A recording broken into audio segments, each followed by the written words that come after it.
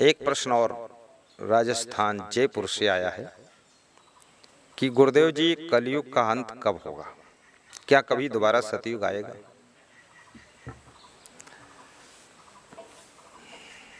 बहुत अच्छी बात पूछी गई है। सतयुग, द्वापर, त्रेता, कलयुग, ये 4 युग माने गए हैं।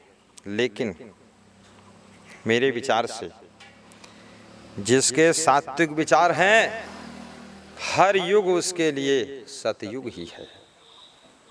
और जिसके अंदर कपट है, काली करतूतें हैं, कलमश भरा हुआ है, उसके लिए सतयुग भी कलयुग के समान है। जो 3 तिकड़म बनाने में लगा हुआ है, वो समझ लो त्रेता युग में चल रहा है। और जो द्वेष भावना में जल रहा है, वो द्वापर में भटक रहा है। याद रखना, द्वापर में भगवान का अवतार हुआ था, त्रेता में भी भगवान का अवतार हुआ। त्रेता में राम का अवतार हुआ, द्वापर में कृष्ण का अवतार हुआ, कलयुग में कबीर का अवतार हुआ और विभिन्न महान पुरुषों का अवतार हुआ। स्वामी महावीर हुए, महात्मा बुद्ध हुए। मुझे तो ऐसा लगता है सतयुग में भी इतनी समझदारी नहीं थी जितनी इस कलयुग में समझदारी है। द्वापर और त्रेता में भी इतने समझदार लोग नहीं हुआ करते थे जितने समझदार लोग और जितने बुद्धिमान और होशियार और नई खोज करने वाले, अच्छी तरह से जिंदगी जीने वाले, नियम संयम कानून बना करके देश को उसका विकास करने वाले आज हैं। ऐसे तो न द्वापर में थे न त्रेता में थे। क्योंकि मैं महाभारत जब पढ़ता हूं तो देखता हूं भगवान श्री कृष्ण हस्तिनापुर जाते हैं, दुर्योधन को समझाते हैं, महाराजा धीराज धृतराष्ट्र अंधे गद्दी पर बैठे हैं और द्रौपदी का चीरहरण हो रहा है। सब योद्धा बैठे हुए हैं, कौरव पांडव देख रहे हैं, दुर्योधन हंस रहा है, धृतराष्ट्र को दिखता नहीं है, लेकिन फिर भी जानते तो हैं, सूचना मिली है, मना नहीं कर पा रहे हैं। परंतु आज की तारीख में हमारे देश के अंदर कानून है, व्यवस्था है, और जो अच्छा काम करता है जनता खुश होकर के उसको वोट देती है। वो प्रधानमंत्री बनता है, मुख्यमंत्री बनता है, मंत्री बनता है और देश का संचालन करता है। आज की तारीख में किसी जाति का साम्राज्य नहीं है और किसी मजहब का साम्राज्य नहीं है। आज की तारीख में किसी भी वंशवाद का साम्राज्य नहीं, परिवारवाद का साम्राज्य नहीं है। ये कलयुग और आज का युग, आज की व्यवस्था, हमारे जो वर्तमान के लोग हैं, जो कानून बनाए, जो इतना विधान पास किए, उनको मैं धन्यवाद देता हूँ। ये सबसे अच्छी बात है। आप मेहनत करें, आप अच्छा काम करें, आप भी प्रधानमंत्री बन सकते हैं।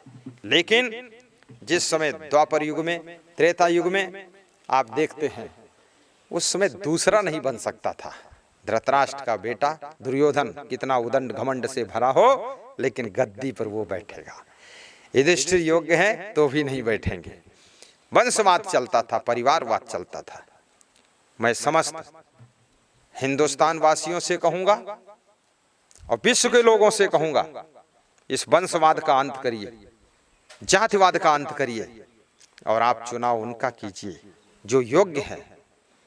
आज अगर आप नरेंद्र मोदी हैं जैसे, आपने इनकी जाति नहीं देखा, इनका मजहब नहीं देखा, हिंदू मुस्लिम सिख ईसाई जैन यहूदी पारसी और जितने भी लोग हैं, वो चाहे यादव परिवार के लोग हों और चाहे रजक परिवार हो, चाहे मेहता परिवार हो, चाहे पटेल हो, पाटिल हो, पाटीदार हो, और चाहे साहू हो, और चाहे वो सतनामी हो, और चाहे वो मरार हो या पटेल हो या कि मंडल हो, कुर्मी हो, कोई भी जाति हो, XYZ, ब्राह्मण क्षत्रिय वैश्य हो, जितनी भी जातियां हैं, चाहे वो शेड्यूल कास्ट के अंतर्गत आता हो, लेकिन सबने आंख मूंद करके नरेंद्र मोदी को वोट दिया है। ये पता ही नहीं लगा इसकी जाति है क्या और इसका मजहब क्या है, बस देखा यही कि अच्छा आदमी है। ये कलयुग के अंदर ये कितनी अच्छी बात है। आज अगर द्वापर होता, त्रेता होता, तो ये बात नहीं हो पाती। उदंड बेटा बैठ करके राजनीति करता और किसी का बाप मुख्यमंत्री बन चुका है, अब बेटे को मुख्यमंत्री बनने की जरूरत नहीं है, क्योंकि 7 पीढ़ियों के खर्च करने भर का धन इकट्ठा कर चुका है। बहुत लूट लिया उसने। अब उसके परिवार से राजनीति बाहर आ जानी चाहिए।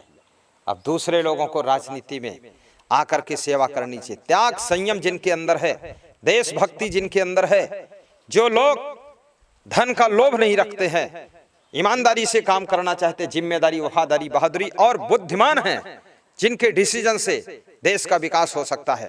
आज विश्व के अंदर देख लीजिए, उनका चुनाव कर लीजिए। अभी कोरोना का संक्रमण चल रहा है। इस कोरोना के संक्रमण के समय अमेरिका भी लॉकडाउन लगाने में लेट कर दिया, उसको देरी हो गई। स्पेन को देरी हो गई, इटली को देरी हो गई, किसको देरी हो गई? सबको देरी हो गई। लेकिन आपके देश का प्रधानमंत्री नरेंद्र मोदी, उसने टाइम पर लॉकडाउन लगा दिया। लॉकडाउन में घर में बैठने में लोगों को तकलीफ थोड़ी सी लगती है, लेकिन मरने से जीना तो अच्छा है। 1 महीने काम नहीं करोगे पर जिंदा तो रहोगे। और लॉकडाउन ना लगाता तो हमारे देश के अंदर इतनी गंदगी भी है। हालांकि गंदगी को दूर करने के लिए भी मोदी जी ने प्रयास किया, सभी लोग प्रयास करते हैं, गंदगी कम भी हो गई है, काफी सफाई हुई है। लेकिन याद रखना, अगर कोई कम बुद्धि का प्रधानमंत्री होता, अगर सोची ना होता, परिणामदर्शी ना होता, दूरदर्शी ना होता, दिमाग कम होता, तो हमारे भारत देश के अंदर कम से कम 1-2 करोड़ लाशें निकल जाती। ट्रैक्टरों से ढोनी पड़ती लाशें, जेसीबी से गड्ढा खोद कर जिंदा उसी में ढकेल के डाल देते। इलाज करने के लिए इनके पास बेड भी नहीं मिलते। ये मैं धन्यवाद देता हूं। ये कलयुग की बलिहारी है। और कलयुग का अर्थ, कल माने मशीनरी होता है, ये मशीनरी का युग है। मैं बचपन में देखता था, लोग बैलों से खेत की जुताई करते थे, भैंसों से बैलगाड़ी खिंचवाते थे। रेगिस्तान में, राजस्थान में ऊंटों पर सामान ढोया जाता था। और बहुत से लोग जादूगर वगैरह आते थे, सर्कस करने वाले गधों की पीठ पर सामान लाद कर लाते थे। लेकिन आज खेती करने के लिए ट्रैक्टर का विकास हो गया और एग्रीकल्चर के इम्प्लीमेंट भी बहुत से तैयार हो गए। सब नई नई विधाएं पैदा हो रही हैं, विज्ञान चमत्कार कर रहा है। ये मशीनरी के युग को हम अच्छा मानते हैं। सतयुग इसी को हम बनाएंगे। सदाचारी बनो तो सतयुग बन जाएगा, सात्विक बनो तो सतयुग बन जाएगा, और सद्गुण धारण करो तो सतयुग का अवतार हो जाएगा। और याद रखना, जितना तुम कर्म खोटे करोगे वो कलयुग, कलेश करो वही कलयुग है। और यदि अच्छे विचार से जियो तो आपके लिए सतयुग है। और द्वापर, कृष्ण की भक्ति में लीन हो जाओ, तुम्हारे लिए द्वापर है।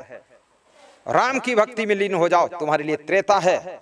और कबीर की भक्ति में लीन हो जाओ तो तुम्हारे लिए कलयुग भी सतयुग से कम नहीं है। इसलिए आप इस कलयुग के सतयुग बनाइए, कोई चिंता मत करिए, सतयुग का इंतजार मत कीजिए। आज ही, कल ही आप इसको सतयुग में बदल सकते हो। ये आपके अंदर सामर्थ्य है। बहुत बहुत धन्यवाद, शुभकामनाएं।